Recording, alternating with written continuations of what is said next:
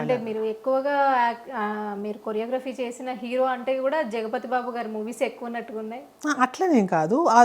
వెంకటేష్ బాబు గారితో చేశాను, అందరితో చేశాను ఆ టైంలో. అంటే చిరంజీవి గారితో కూడా మెకానికల్ అల్లుడు ఒక సినిమా అట్లా చేశాం. కానీ టోటల్గా అంటే ఒకరికొకరు ర్యాప్ ఉంటుంది. వీళ్ళకి మనకు ఇప్పుడు మీకు డాన్స్ రాదనుకోండి, సపోజ్ కొంచెం మిమ్మల్ని బ్యాలెన్స్ చేసి స్క్రీన్లో అందంగా చూపించి సినిమా హిట్ అయితే ఒక సెంటిమెంట్ యాడ్ అవుతుంది. సో ఆ టీం అలా వెళ్తుంటుంది. సో నాకు వచ్చినవన్నీ కూడా టాలెంట్తో పాటు మన వర్క్ వాళ్ళకి నచ్చడం ఒకటి, ఇంకోటి వచ్చి యాటిట్యూడ్ మోర్ ఇంపార్టెంట్ కదా ఇండస్ట్రీలో. అది ఎందుకో చాలామంది కనెక్ట్ అవుతాను నేను చేసిన చోట, ప్రతి చోట కూడా స్వర్ణ మాస్టర్ ఉంటే బాగుంటుంది అన్నట్టుగా నన్ను ఇప్పుడు కొత్తగా మాస్టర్ అయిన పిల్లలు కూడా పిలుస్తారు. అదొక అదృష్టం అనమాట, అంతే. ఓకే. అంటే వాళ్ళు ఒక్కసారి నాతో ఎప్పుడో పనిచేస్తుంటే వాళ్ళు డైరెక్ట్లు అయితే ఫస్ట్ నా పేరు రాసేసుకుంటారు, స్వర్ణ మాస్టర్ ఒక్క సాంగ్ నా సినిమాలో చేయాలని.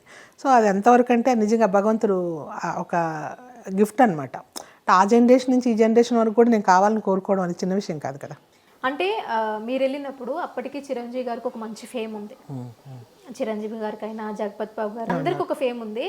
మీరు కొత్తగా వచ్చినప్పుడు ఆయన ఏమన్నా స్టెప్పులు అంటే మీరు కంపోజ్ చేసిన స్టెప్స్ కానివ్వండి, లేకుంటే ఇంకేమైనా స్టెప్స్ వాళ్ళకి ఇబ్బంది అయిన స్టెప్స్ ఏమైనా ఇబ్బంది పడే వాళ్ళ, లేకుంటే లేదు ఆయన ఆల్రెడీ బాగా చేశారు. డాన్సర్స్ కంటే ఎక్కువ బాగా చేస్తారు వాళ్ళు.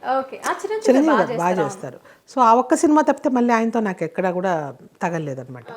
అది కూడా నేను అసిస్టెంట్గా వర్క్ చేశాను ఆ సినిమాకి ఫస్ట్. తర్వాత నేను మాస్టర్ అయింది వచ్చి చిలకపచ్చ కాపురమే. జగపతి బాబు గారికి కొంచెం డాన్స్ అప్పట్లో బాగా చేసేవారా? బాబు వీకే, ఎప్పుడు వీకే. అంటే మీరు చెప్పిన స్టెప్స్ కి ఓకే అనేవారా? లేదు, కాకపోతే కమర్షియల్గా సినిమాలో డాన్స్ కావాలి కంపల్సరీ. ఆ టైంలో కూడా ఏదో ఒక 5 సాంగ్లు ఉండాలి, ఆ సాంగ్లో వాళ్ళ హీరో కూడా చెయ్యాలి అని ఫ్యాన్స్ కోరుకుంటారు కదా. సో ఆ సందర్భం కోసం కొంచెం కష్టపడి చేసేవాళ్ళు, డాన్స్ చేసేవాళ్ళు. ఓకే. అంటే ఆయనకి వచ్చిన స్టెప్స్ మీరు కాంప్రమైజ్ అయ్యే వాళ్ళ, లేకుంటే మీరు చెప్పిన స్టెప్స్కే ఆయన చేసేవారా? లేదు, అట్లంతా ఏం లేదు. రాకపోతే కూడా కొంచెం మెల్లగా వచ్చి చెప్తారు, స్వర్ణ ఇంత పెద్ద స్టెప్పులు నేను చేయలేను.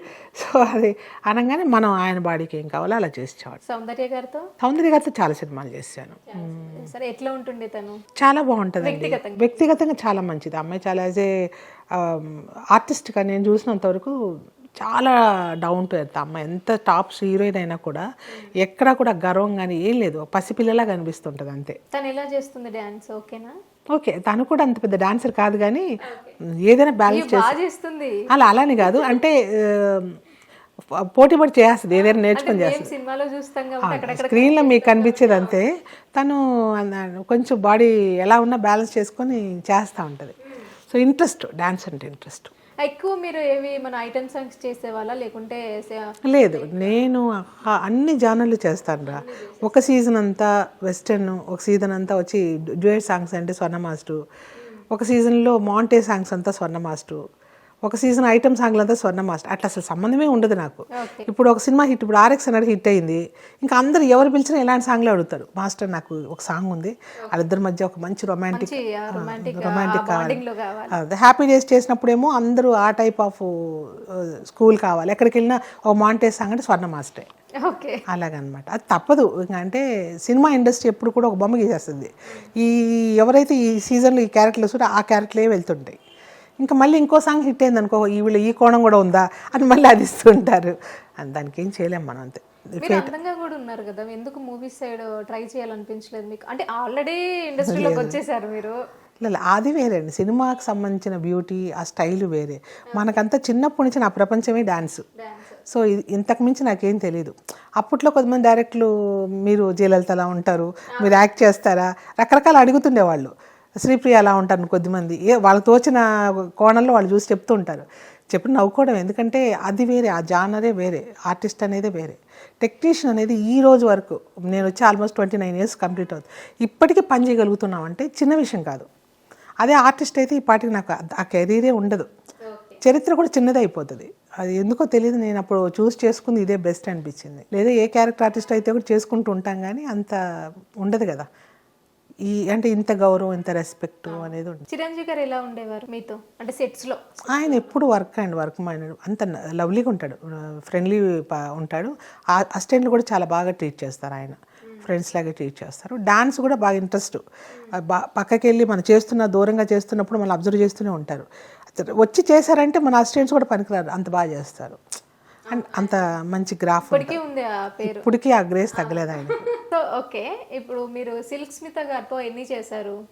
చాలా సాంగులు చేశారు. అంటే ఒకప్పుడు మనకి పాత సినిమాలు గుర్తొస్తే ఐటమ్ సాంగ్స్ అనగానే సిల్క్ స్మిత గారు, అవును. ఎందుకంటే తను అంత బాగా చేస్తారు, అంత బాగుంటారు కూడా. ఆల్మోస్ట్ నేను బావలి సయ్య ఇవన్నీ నేను చేసినవే కదా చేశాను. తర్వాత తమిళ్లో కూడా విల్లాది విల్లన్ అని, మళ్ళీ ఇంకా చాలా సినిమాలు ఉన్నాయి, ప్రభు గారితో సినిమాలు, చాలా సినిమాలు చేశాను అమ్మాయితో. అంటే ఎలా ఉంటుండే తను మీతో? తను కొంచెం మూడీగానే ఉంటుంది, ఎక్కువ కలవదు ఎవరితో. ఒక కొంచెం ఎలా అంటే నంగిగా మాట్లాడుతూ, అంటే తన యాటిట్యూడో మరి ఏమో నాకైతే తెలియదు.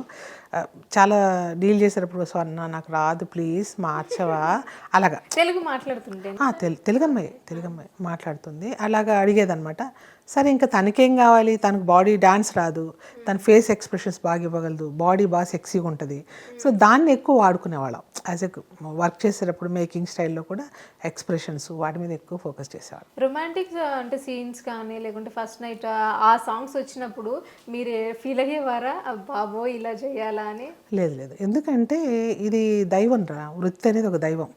నేను మెంటల్గా కూడా ఏ సాంగ్ అయినా ఏమన్నా చెప్తే దాంట్లో లీనమైపోతా. జనరల్గా క్యారెక్టర్లోకి వెళ్ళిపోవాలి మనం, లేకపోతే ఆ కథ డైరెక్టర్ ఎంత కష్టపడి ఒక కథ తెచ్చుకొని ఒక డైరెక్టర్ ఎదగాలంటే దానికి ముందు ఎంత కష్టం ఉంటుందనేది నాకు తెలుసు. అతను డైరెక్ట్గా ఎదగాలంటే ఒక కథ తీసుకొని ఒక 10 చోట్ల తిరిగినా కూడా యాక్సెప్ట్ చేయరా కథని. ఎక్కడో ఫ్లూక్గా ఒక లక్ స్టార్ట్ అయితేనే వాళ్ళు ఓకే చేస్తారు. సో ఓకే అయిన తర్వాత అతనికి ఎంత ఉంటుందంటే ఆర్టిస్టులు డేట్స్ ఇవ్వరు, కొత్తవాడ వద్దు. సో అతను ఒక సినిమా హిట్ ఇస్తే కానీ నెక్స్ట్ లెజెండ్స్ అనే వాళ్ళు తలదొచ్చరు, ఎవరైనా అంతే, ఇప్పుడు కూడా అదే జరుగుతుంది. కానీ ఆ ముందు పడే కష్టం ఉంది చూడండి, అతని జీవితంలో నేను డైరెక్టర్ అవుతానా అవనా అనే భయంలో ఉంటాడు.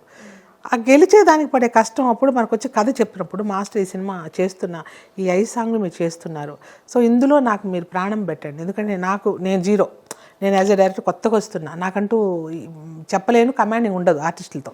మీరు సీనియరు, మీరు ఏం మాట్లాడినా వాళ్ళు భయపడతారు, సో మీరు కొంచెం హెల్ప్ చేయండి మాస్టర్. ఈవెన్ మాంటే సాంగ్ వచ్చినా అందరు సీనియర్ ఆర్టిస్టులు వస్తారు, అందరితో నాకు ర్యాప్ ఉంటుంది కాబట్టి ఆ దగ్గరికి వెళ్ళి, ఈవెన్ బ్రహ్మానందం లాంటి వాళ్ళు అందరూ సీనియర్ ఆర్టిస్టులు కదా, కొత్త మాస్టర్లు వస్తే కొంచెం ఆడుకుంటాము, లేదంటే ఇంకా సీనియర్ అంటే కొంచెం స్వర్ణ నన్ను ఒక 4 గంటలకు పంపవా అని అడుగుతారు. జనరల్గా ఇవన్నీ ఆర్టిస్టులతో పడుతున్నప్పుడు తెలుస్తుంది. అప్పుడు వాళ్ళకు కూడా డైరెక్టర్లకి ఏంటి, మేడం అయితే డీల్ చేస్తారు అన్న దాని మీద మనకు కొంచెం అప్పచెప్పేస్తారు. అలాగే కొత్త హీరోయిన్ అనుకో, కొంచెం వాళ్ళకి నా సీనియారిటీకి భయపడతారు. నేను చేయను అన్నా కూడా పక్క తీసుకెళ్ళి డైరెక్ట్ కథలో ఇది నువ్వు చేస్తేనే ఆ సినిమా 100% పండుద్ది అంటే ఇంకా ఆ అమ్మాయి కూడా యాక్సెప్ట్ చేస్తుంది. అట్లా అడ్జస్ట్ చేసి అందరిని ఒక బ్యాలెన్స్ చేసి సాంగ్ చేసినప్పుడు ఒక బ్యూటీ ఉంటుంది. ఎవరికి ఇష్టం లేకపోయినా అవుట్పుట్ బాగా రాదు.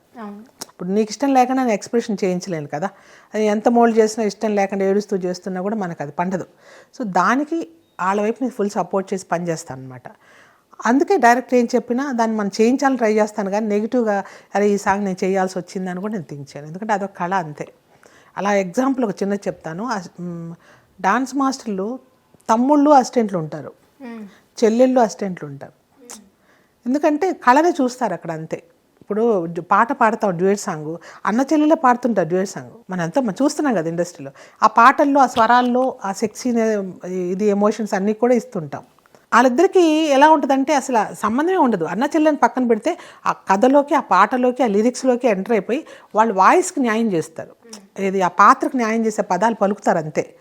ఇంకా నెగిటివ్ ఏముండదు అక్కడ. అదే మాకు కూడా అదే జరుగుతుంది అంతే. డాన్స్ని ఊహించుకోవడం, అయ్యో ముద్దు పెట్టే సీన్లు వచ్చింది ఎట్లా అని, కాకపోతే మేము ముద్దు పెట్టకపోయినా ఎలా పెట్టించాలి, ఎలా చేయించాలని మాత్రం మాకు ఒక టెక్నిక్ ఉంటుంది, అలా చేయించుకుంటూ వెళ్ళిపోతుంది.